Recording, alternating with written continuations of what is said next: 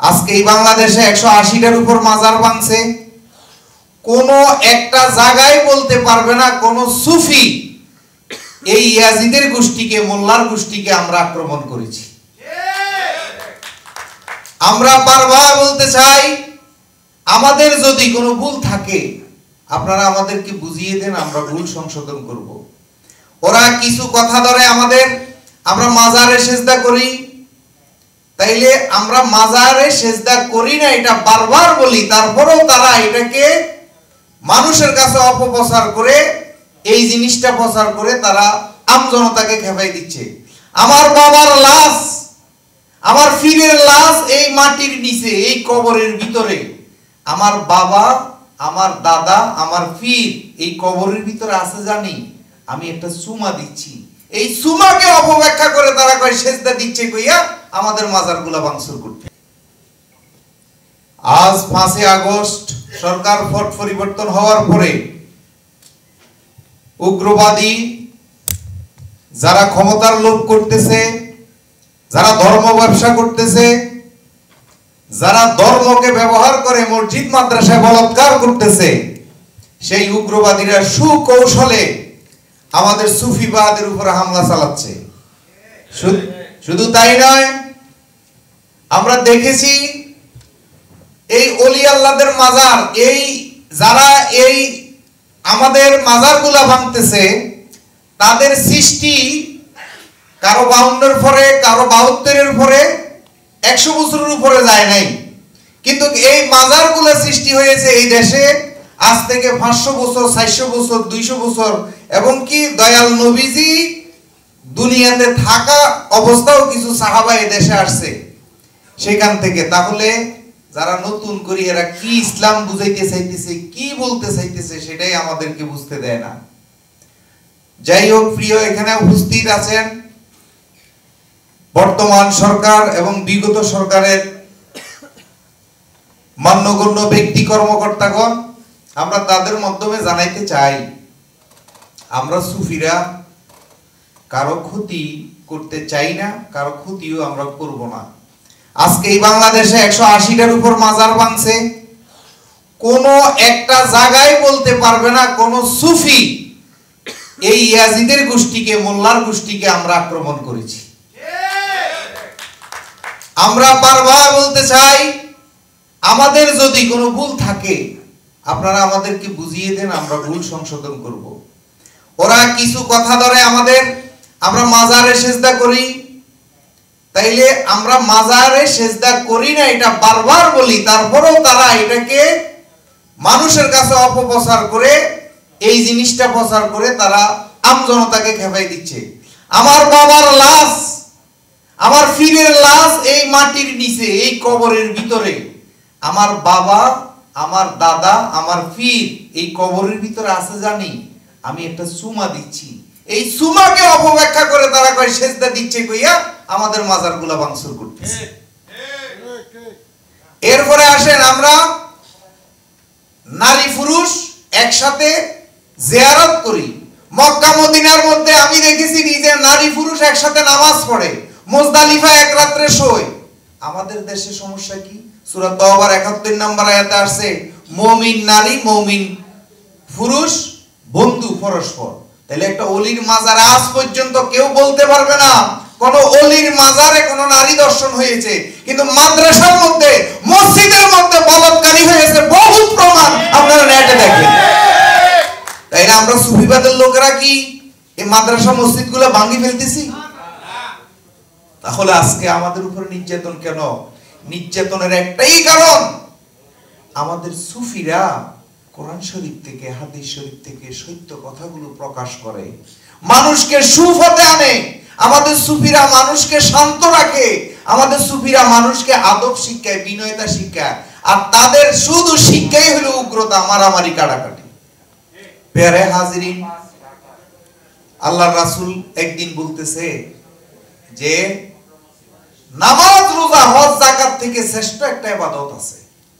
তখন সাহাবারা জিজ্ঞেস করলো, নামাজের চেয়ে, রোজার থেকে, হজের থেকে শ্রেষ্ঠ ইবাদতটা কি ইয়া রাসূলুল্লাহ বলুন। আল্লাহর রাসূল বলছে যে নামাজ রোজার থেকে শ্রেষ্ঠ ইবাদত হলো ঝগড়া জাটি মীমাংসা করে দেওয়া। তাই আমি আজকের এখানে অধ্যাপক ডাক্তার মোহাম্মদ আসাদুজ্জামান পরিচালক, আন্তর্জাতিক মাতৃভাষা ইনস্টিটিউটের প্রধান তিনি আছেন, আমাদের ইরানের রাষ্ট্রদূত কালচারাল সৈয়দ রেজা মীর মোহাম্মদী আছেন, অধ্যাপক মোহাম্মদ আসাদুজ্জামান মহাপরিচালক আছেন, শফি মন্ডল, শামীম হায়দার, আরিফ দেওয়ান, শাহ নিসুর রহমান, হুসাইনি চিস্তি, আমাদের আজকে সুফি জাগরণের যিনি কর্ণধার সভাপতি আল্লামা রফিকুল ইসলামের মাধ্যমে, বাঙালি হুজুরের মাধ্যমে, এবং এখানে অনেক মান্যগণ্য ব্যক্তিবর্গ আছেন, এবং কি আমাদের সাবেক সহকারী অ্যাটর্নি জেনারেল রত্নাজিয়া মামুনি আছেন। ওনাদের মাধ্যমে আমরা সরকার প্রধানকে বুঝাইতে চাই, জানাইতে চাই, যেহেতু আল্লাহর রাসূল বলছে ঝগড়া মীমাংসা করলে নামাজ রোজার থেকেও শ্রেষ্ঠ ইবাদত, তাহলে আপনাদের মাধ্যমে যারা এগুলা করতেছে, যে উগ্রবাদীরা এগুলা করতেছে, তাদেরকে বসি আমাদেরকে একটু মীমাংসা করে দেন, আমরা আর কিছু চাই না। তাইলে আপনারা রাসূলের একটা আদর্শ আপনাদের এই সমাজে প্রতিষ্ঠিত হবে। যুগ যুগ ধরে সুফিরা নির্যাতিত হচ্ছে কেন? সুফিরা কি ভুল করছে, কি অন্যায় করছে? সুফিরা এই দেশে কার ক্ষতি করছে?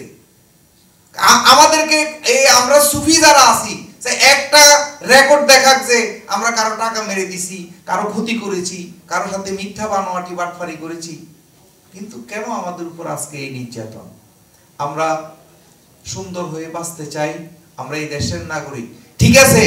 এই দেশে আপনারা আমাদেরকে ফতুয়া দিচ্ছেন সুফিদেরকে যুগ যুগ ধরে, সে আহলে সুফাত থেকে। দেখেন মুসা আলাইহিস সালাম একজন সুফি ছিলেন, আমাদের দয়াল নবীও সুফি ছিলেন। এইভাবে সুফি মুসা আলাইহিস সালামকে সে ফেরাউনে দুড়াইয়া নীল নদ পার করছে, আল্লাহর কুদরতি ভাবে একটা রাস্তা হইছে। তার মানে মুসা আলাইহিস সালাম কাউকে মারছে তার কোনো প্রমাণ আছে? দয়াল নবীকে মক্কা থেকে দুড়াইয়া মদিনায় নিছে, দয়াল নবী কাউকে মারছে এরকম কোনো প্রমাণ আছে? তলোয়ার ধরছে? নাই। তাই আমরা সুফিরা নির্যাতন সহ্য করতেছি, ইনশাআল্লাহ এর বিচার একদিন হবে। ফেরাউনের বিচার কিন্তু হইছে, আবু জাহেলের হইছে, নমরুদের হইছে, ইয়াজিদের হইছে, সবাইরে হইছে। আজকে মুয়াবিয়া তন্ত্র চলার কারণে আমাদের দেশের কিছু আওলাদ ফিরেরা মুয়াবিয়া আওলাদের খেলাফত দিয়ে গেছে ইয়াজিদের, আমাদের কিছু ফিরেরাও অযোগ্য প্রতিবন্ধীর খেলাফত দিয়ে দিয়া আজকে তরিকত নষ্ট করছে। আমি আজকে এখান থেকে জানাবো, বুঝতে চাইতেছি, জানাইতে চাইতেছি, যারা এই ভণ্ডামি, এই আওলাদ ফির যারা ভণ্ডামি করতেছে, আসুন আমরা এক জায়গায় বসে এই ভণ্ডামি প্রতিহত করি। আমরা ওলি আল্লাহর মাজারে যারা গাঁজা খায় তাদেরকে আসুন একসাথে মিলে প্রতিহত করি। ওলি আল্লাহর মাজারে যারা অবৈধ গান বাজনা করে তাদেরকেও আমরা প্রতিহত করি। যেই গান শুনলে আকাম কুকাম হৃদয়ের মধ্যে যাক, আসেন না।